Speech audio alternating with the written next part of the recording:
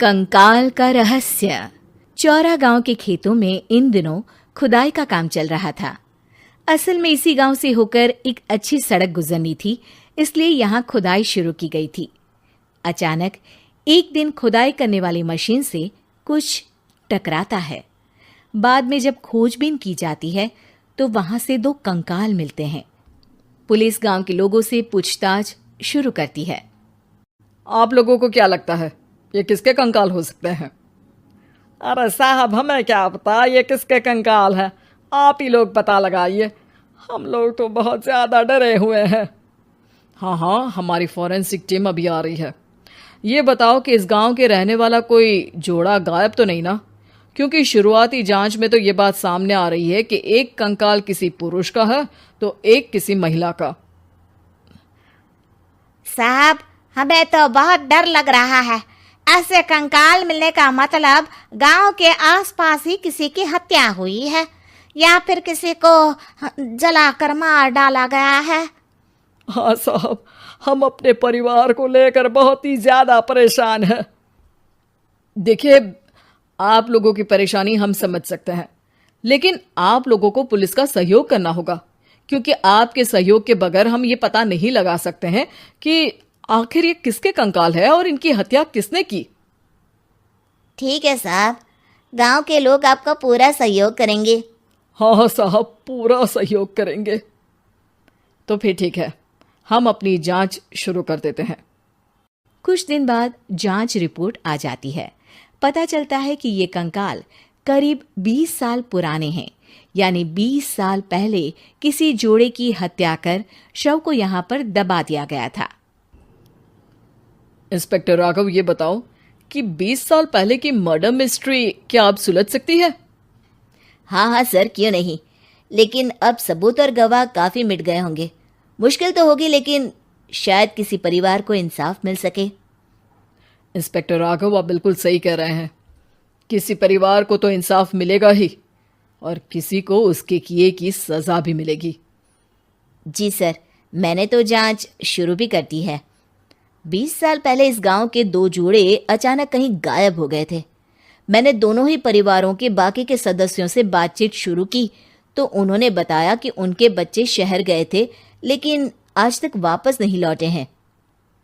लेकिन ये दोनों शव किस परिवार के सदस्यों के हैं, ये कैसे पता चल सकेगा? सर, मैंने डीएनए टेस्ट करवा लिया है। आज शाम तक इसकी रिपोर्ट भी आ जाएगी। अच्छा, ठीक है। उसी शाम को सर, डीएनए रिपोर्ट के मुताबिक ये दोनों ही लाशें चौरा गांव के रहने वाले प्रधान सुल्तान सिंह के बेटे और बहू की है। लेकिन इनकी हत्याएं किसने की है, ये कैसे पता लगेगा? इसी का तो पता लगाने की कोशिश में जुटा हूं सर।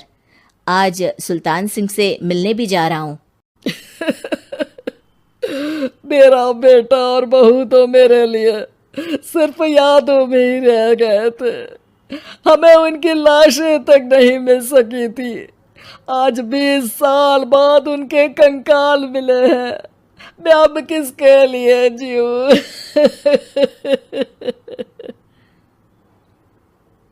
लेकिन सर, क्या आपकी किसी से कोई दुश्मनी थी? अपने बेटे बहू की हत्या के लिए आप किसे जिम्मेदार मान रहे हैं? अब मैं किसका नाम बोलूं? मेरी तो किसी से दुश्मनी नहीं थी, बस मेरे बेटे बहू को कोई वापस ला पाता।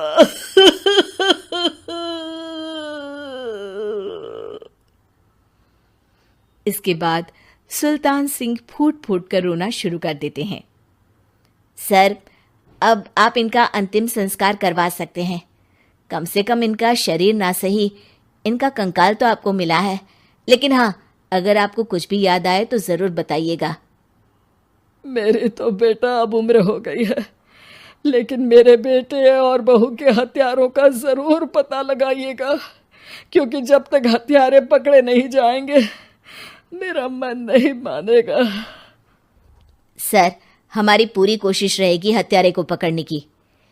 लेकिन एक बात बताइए, उस वक्त आपको किस पर शक गया था? उस वक्त मेरे एक ड्राइवर को पकड़ा गया था, लेकिन सबूतों के अभाव में उसे छोड़ दिया गया था। अच्छा, और ड्राइवर पर कैसे शक हुआ था? क्योंकि उस दिन ड्राइवर छुट्टी पर था। उस समय लेकिन लाश क्यों नहीं मिल सकी थी? उस वक्त पुलिस ने बहुत कोशिश की थी, लेकिन दोनों की डेड बॉडी नहीं मिल सकी थी। ठीक है, हमारी तफ्तीश चल रही है, मैं फिर आऊंगा। इसके बाद इंस्पेक्टर वहां से चला जाता है और सुल्तान सिंह अपने बेटे और बहू की याद में खो जाते हैं। कुछ दिन बाद सुल्तान सर, एक बात बताइए, जब आपके बेटे बहू की हत्या हुई थी, उसी के आसपास आपके ही गांव का रहने वाला एक और जोड़ा उसी वक्त गायब हो गया था ना? हाँ सर, अलका और अभिषेक, वो भी मेरे बच्चों जैसे ही थे। तो फिर वो कहाँ है? उनका भी आज तक पता नहीं चल सका, लेकिन बताते हैं कि कुछ साल पहले अभिषेक को गांव के ही किसी आदमी ने मुंबई में देखा था, लेकिन फिर वो गायब हो गया। यानी अभिषेक और अलका की हत्या नहीं हुई थी, बल्कि उन्होंने किसी वजह से खुद ही गांव छोड़ दिया था। हाँ, हो सकता है, क्योंकि अभिषेक मेरे बेटे संतोष का अच्छा दोस्त था और उसका मेरे घर भी आना जाना लगा रहता था। हो सकता है कि उसने मेरे बेटे और बहू के बारे में सुन लिया हो और ये गांव छोड़ दिया हो सकता है। उनके परिवार का कोई अब नहीं रहता क्या इस गांव में? अब तो कोई नहीं रहता। एक चाचा थे, लेकिन उन्होंने भी अपना पुश्तैनी मकान बेच दिया है। वो भी अब कहीं शहर में ही बस गए हैं। ओह, अभिषेक और अलका के बारे में भी पता लगाना होगा। हो सकता है कि वही इस हत्या के बारे में कुछ बता सके। हो तो सकता है, लेकिन वो बेचारे तो खुद ही वक्त के मारे थे, वो क्या बताएंगे। फिर भी सर, जब केस दोबारा खुला है तो जांच तो करनी ही पड़ेगी, और इस बार तो लाशें भी बरामद हुई है। कुछ दिन तक लगातार तफ्तीश चलती रही। एक दिन थाने से सुल्तान सिंह को फोन आता है। हाँ, कौन बोल रहा है? सर, मैं कांस्टेबल तुलाराम बोल रहा हूँ थाने से। आपको थाने आना पड़ेगा। थाने? लेकिन क्यों? सर, किसी की पहचान करवानी है। अच्छा ठीक है, मैं दोपहर तक पहुंचता हूँ। सुल्तान सिंह दोपहर में थाने पहुंचता है। कई पुलिस के अधिकारी वहां मौजूद रहते हैं। सर, आपके बेटे की हत्या का रहस्य आज शायद सुलझ जाए। अच्छा इंस्पेक्टर राघव, पर वो कैसे? सर, उस आदमी को देखिए, क्या वही अभिषेक है? सुल्तान सिंह की आंखों में हैरानी से आंसू आ जाते हैं।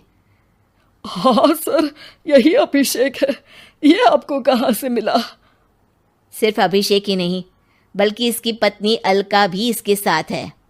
मैडम, जरा अभिषेक की पत्नी को लाइए। जैसे ही अलका को पेश किया जाता है, सुल्तान सिंह जमीन पर गिर जाते हैं। सुल्तान सर, क्या हुआ आपको? आप अलका को देखकर गिर क्यों गए? सुल्तान सिंह सर पकड़कर बैठ जाते हैं। ये अलका नहीं, बल्कि ये तो मेरी बहू रितु है। पूरा थाना एक दूसरे का मुंह देखने लगता है। क्या? इसके बाद हर किसी को दो कंकाल और हत्या का रहस्य समझ में आ गया। अभिषेक और रितु ने मिलकर संतोष और अलका की हत्या की थी और लाश को जमीन के नीचे दबा दिया था। आज 20 साल बाद इस हत्या का रहस्य खुल सका था कि अवैध प्रेम संबंध में 2 मासूमों की जान गई थी।